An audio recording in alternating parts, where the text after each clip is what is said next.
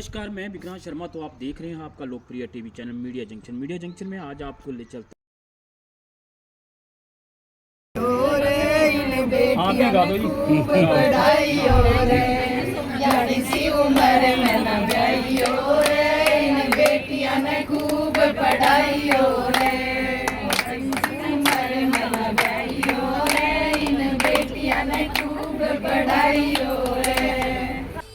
तीज उत्सव को पंचकुला जाट भवन में इस बार बड़ी धूमधाम के साथ मनाया गया।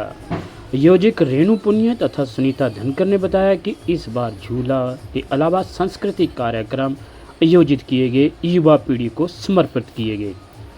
तो देखते हैं मीडिया जंक्शन में विक्रांत के कैमरे की नज़र से कुछ झलकियां।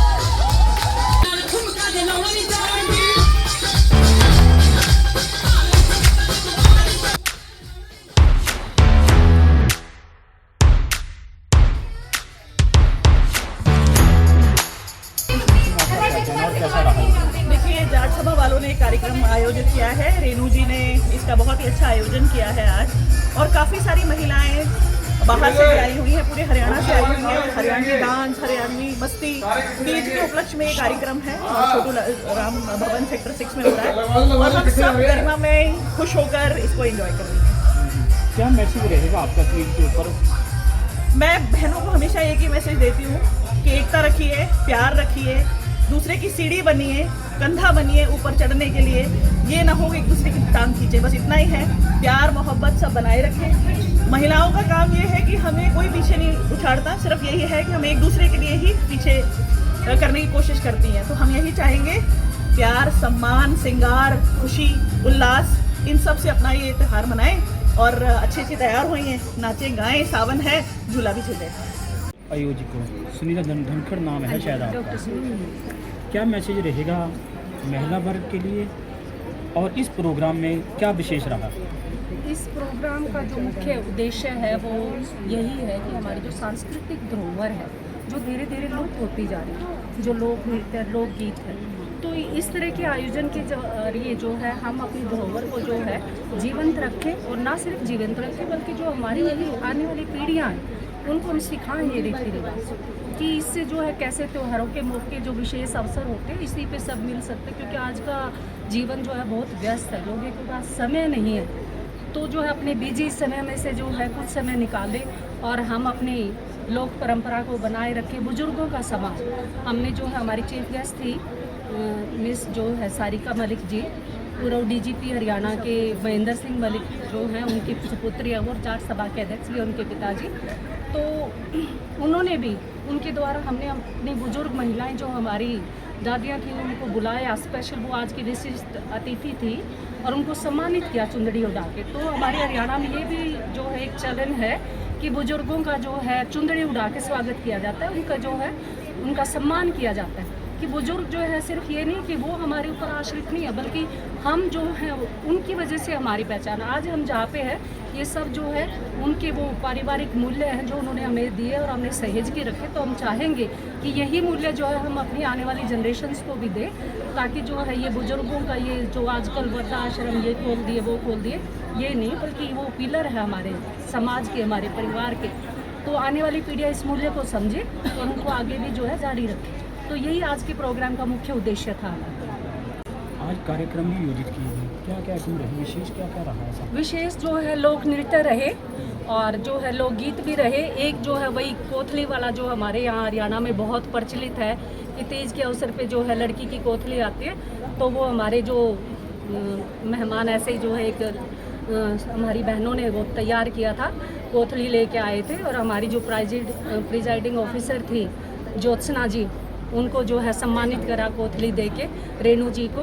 और जो है ये दिखाने के लिए कि भाई का जो है त्योहारों में मायके का जो है लड़की के लिए चाहे शादी भी हो जाती है तो मायके का जो है बहुत बड़ा हाथ होता है कि ससुराल में उसका मान सम्मान बना रहे, ना केवल उसका बल्कि ससुराल में जो सास ससुर हैं उनके लिए भी, सबके लिए मिठाइयाँ, सूट और ये सब आते हैं। बिल्कुल झूला झूले होंगे। झूला तो तीज का जो है मुख्य आकर्षण का केंद्र रहता है, और अभी झूले झूलने भी हैं। और भी ये कब तक रहेगा प्रोग्राम आपका? प्रोग्राम हमारा जब तक तीज रहेगी, सेलिब्रेशन ऐसे ही चलता रहेगा। आज इस जगह पे है, कल और जगह पे होगा। और इन त्योहारों के जरिए जो एक संदेश देना चाहेंगे कि ना सिर्फ तीज बल्कि और भी ये सारे त्यौहार जिनके अपने अलग अलग जो है महत्व है, हम उसको जो है आगे भी जो है परंपरा को जारी रखें। हमारे guest of honour Usha Priyadarshini इस दिन भी झूला झूल के गए हैं। पार्टिसिपेट करते रहते हैं, हम खुद भी अपना मनाते रहते हैं। ये हमारे त्यौहार हैं और ये त्यौहार हमें भाईचारा का संदेश देते हैं, परिवार को जोड़ने का संदेश देते हैं, भाई बहन के प्यार को बढ़ाते हैं। ये अहमियत दिखाते हैं कि बेटी की शादी करके पराई हो जाती है पर आपने पराया उसको महसूस नहीं करवाना। हमेशा परिवार या मायका साथ में उसके खड़ा रहता है। इस त्यौहार का विशेष हमें इंतजार रहता है कि मायके से कोई आएगा, भाई आ रहा है, कब आ रहा है, मीठा लेकर आ रहा है, परिवारों को जोड़ता है मीठा। तो ये सारे संदेश जो हमें इन त्योहारों से मिल रहे हैं। और यहाँ पे तो बहुत ही अच्छा प्रोग्राम मैम जी ने रखा, कल्चरल प्रोग्राम रखे, हमारे पुराने गीत हमारी याद आए ताकि हम आने वाली पीढ़ी को बता सकें। इनको नहीं पता कि भाईचारा तीज या दामन चुंदड़ी ये क्या होती है। ये लोग पूछते हैं, इनको सुहाड़ी या गुलगुले इनके बारे में नहीं पता है। ये पूछेंगे मम्मी ये कौन सी स्वीट है। तो ये हम तभी बता पाएंगे अगर हम ऐसे प्रोग्राम करेंगे, बच्चों के साथ हम बातचीत करेंगे और इस पहरावे में आएंगे। हमारा वास्तव तो यही पहरावा है जो हमारे पाश्चात्य की तरफ जा रही है, जो युवा शक्ति, उसको बताना है कि वास्तविक जड़ें हमारी ये हैं। ये हमने उसमें मॉडर्नता उसमें नहीं है जो हम कुछ भी डाल के कहीं भी खड़े होकर कैसे।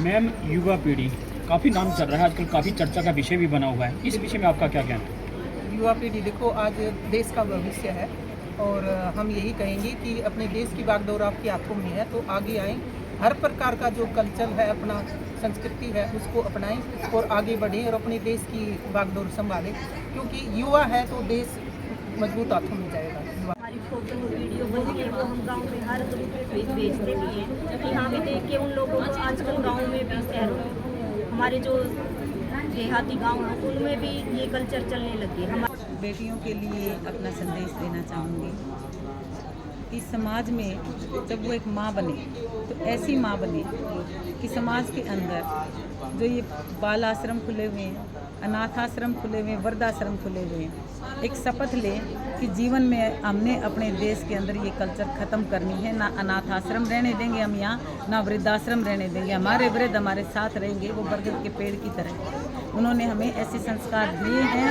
और वो संस्कार हम अपनी आने वाली पीढ़ी को नई आपकी चीज़ें संस्था की तरफ से युवाओं को या इन युवाओं को कैसे प्रेरित करेंगे, जागरूक करेंगे कि वो अपने वृद्धों को अपने साथ रखें या उनको आगे लेके आएँ, इसके लिए कैसे रहेगा? वो हमें अपने बच्चों को बताने की ज़रूरत नहीं। हमारे घर में हमारे माता पिता हैं, बुजुर्ग हैं, जो हम करेंगे वो देख के सीख जाएंगे। माता पिता शीशा होता है। अगर माता पिता इतना कर रहे हैं तो उसके बाद वृद्ध आश्रम की तादाद दिन प्रतिदिन क्यों बढ़ती जा रही है? क्यों बड़े मेन ज़्यादातर विशेषकर जो VIP हैं उनके ही पेरेंट्स इन वृद्धाश्रमों में मिलते हैं, क्योंकि वहाँ खर्चा भी देना काफ़ी देना। और के बारे में तो मैं क्या कहूँ, लेकिन आप मेरी मैसेज जो दे रहे हैं, सोच आप है, संदेश दे रहे हैं, तो संदेश की तरह ही बोलिएगा। मैं किसी और के बारे में मैं क्या कहूँ, किसकी अंदर कैसी आत्मा है, किसके कैसी इमोशंस हैं, पर मैं जो मेरी सास है, मेरी माँ नहीं है, छोटी एज में चले गए थे, मेरे सास ससुर,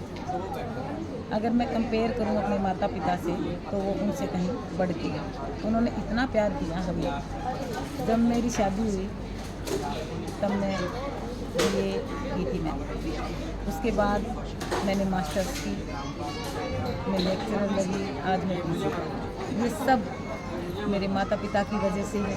कभी मुझे मेरी ससुराल में आके एक दिन भी ऐसा फील नहीं हुआ कि मैं ससुराल में।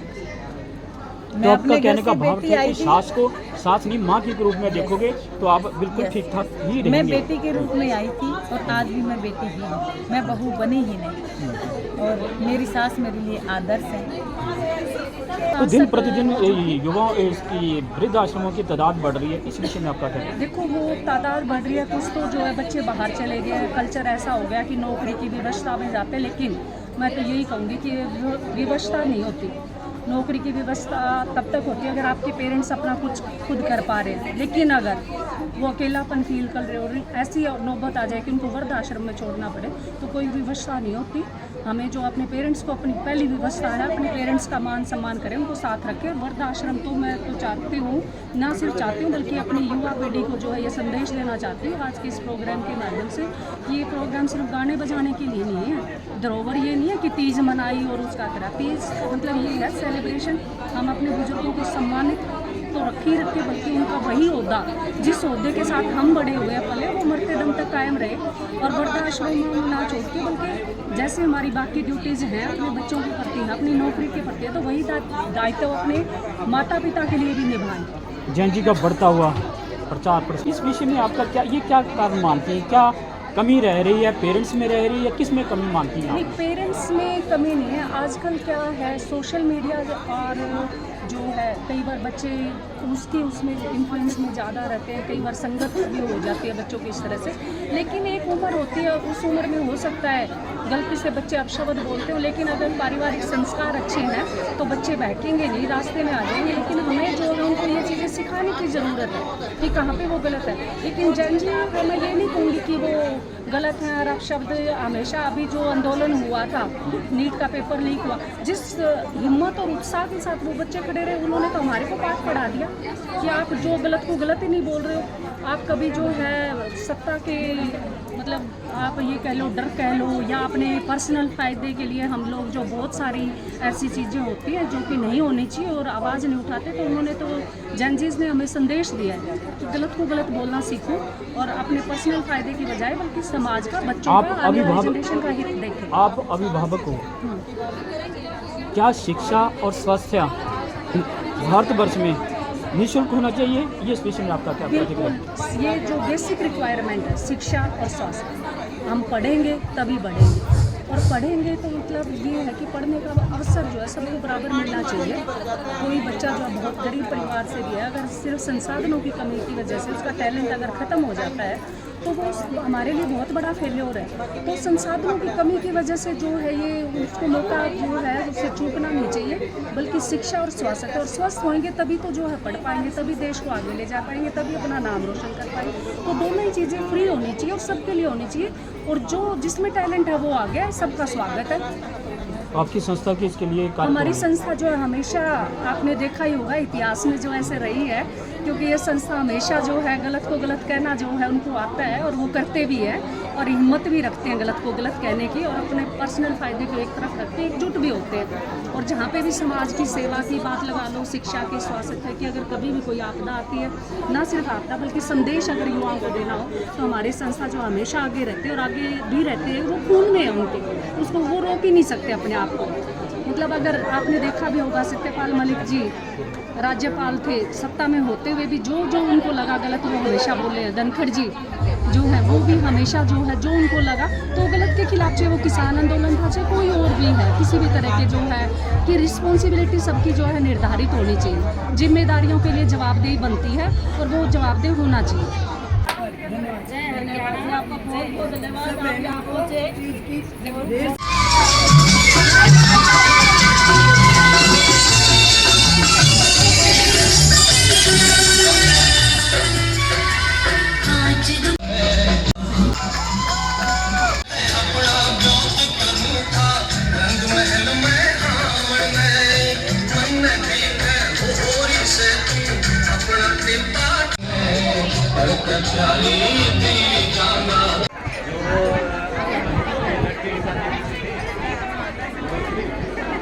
मीनू, ये डांस के लिए तैयार हो जाओ, आ जाओ।